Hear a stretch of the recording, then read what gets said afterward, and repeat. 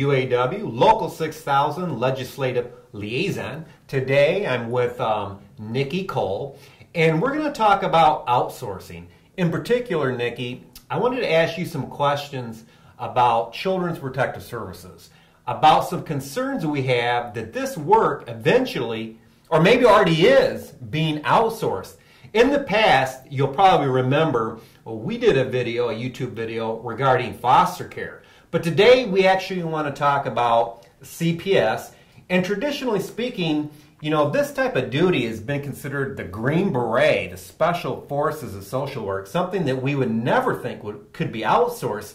So, Nikki, what have you found in your research? Why should we be concerned that maybe some outsourcing is already occurring in protective services? Well, I think there's good reason to be concerned, Ray. The state of Michigan released a report in February of 2014 called the Michigan Child Welfare Performance-Based Funding Report. And that outlines ways that they plan to restructure payments for foster care from a per-day rate to a lump sum payment for children who come into care. And throughout that report, it talks about an anticipated tipping point that the state expects to see, at which time out-of-home placements will be reduced and there will be a need to assign in-home cases to private and state agencies to balance out caseloads. Currently, in-home is only done by CPS ongoing, and so to come to the realization that they're considering outsourcing some of that work is very concerning. Okay, so for review, because I think this is really important, what you're saying is, you know, traditionally we've had a per diem rate, a per day rate where you're paid a certain amount if you have a child, for example, in foster care.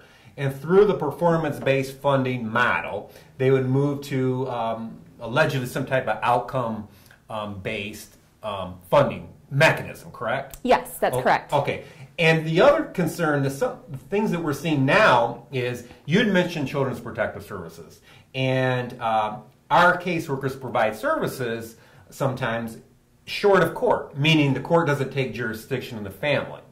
And is this what you're talking about, where we're seeing actually some of that work maybe moving towards going to private child placing agencies instead of us? Yes, that's exactly the type of work I'm talking about. Currently, when CPS investigators investigate a case, they either substantiate, meaning that there are findings of abuse and neglect, or they deny the case, meaning that there are not.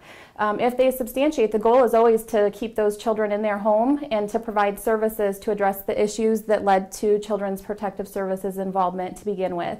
And so a lot of times those cases are moderate, high, or intensive risk, and they are forwarded on to an ongoing worker who works longer term with the family to address the needs and concerns.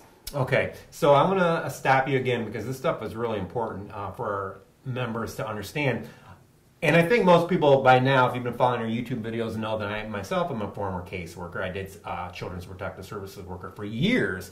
And I know that type of work is really important because quite often, and as many of our viewers who are caseworkers will know, that a lot of times you have these cases that are on the edge. They're in the home, there's some serious risk factors, and you have to be ready to jump right away for child safety reasons and petition the court, oftentimes, most of the time in fact, involve law enforcement.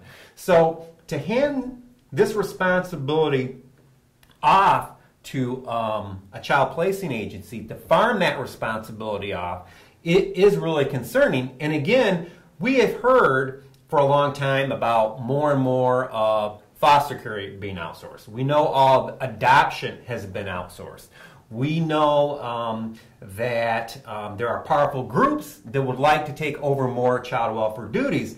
But what's new is this idea about actual Children's Protective Services work being outsourced. And that's the concern, right? Yes, that's a concern. And the report outlines that there have been various initiatives and pilot programs that are already going on throughout the state, some of which have already been completed. And they are going to take bits and pieces from those programs and implement them into the framework for rolling out the new model. and they're actually talking about doing that as early as fiscal year 2017 to 2020 to roll this out statewide. And some of those projects that they have been piloting are the federal Title IV waiver project, Protect My Family, that's currently in Kalamazoo, Muskegon, and Macomb counties, Wayne County's permanency pilot, and Kent County's 515 project, which is where Kent County 100% privatized foster care and adoption. Yeah, and this information is important. It's also complicated, and I really hope that our members share this video, that they take advantage of the charts that we're showing on the video, and realize what's at stake here for the citizens of Michigan. But in summary, Nikki, I want to thank you for coming in and helping shed some light on this issue. We're going to have a lot more information on this because we're just touching the surface of this today. But for the UAW Local 6000, this is Ray Holman, UAW Local 6000 Legislative Liaison.